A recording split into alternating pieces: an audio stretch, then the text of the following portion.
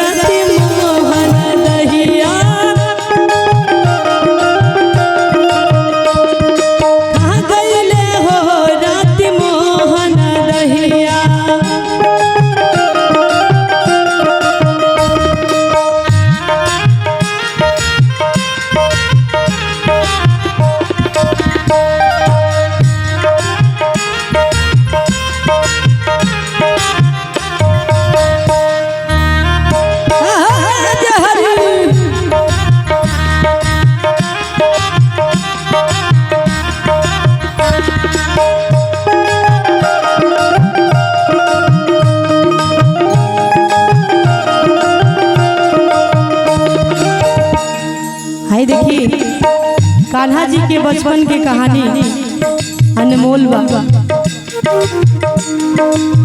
छोटे छोटे पौआ के छोटे बाखरवा,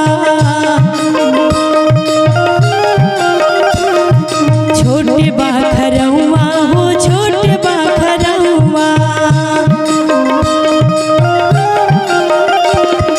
छोटे छोटे पौआ के छोटे बाखरवा,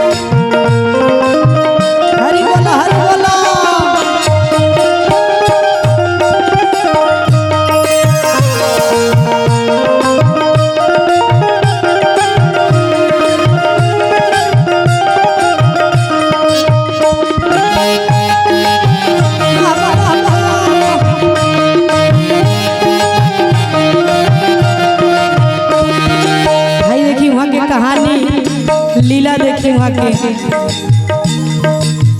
कुछ खैले कुछ भुइया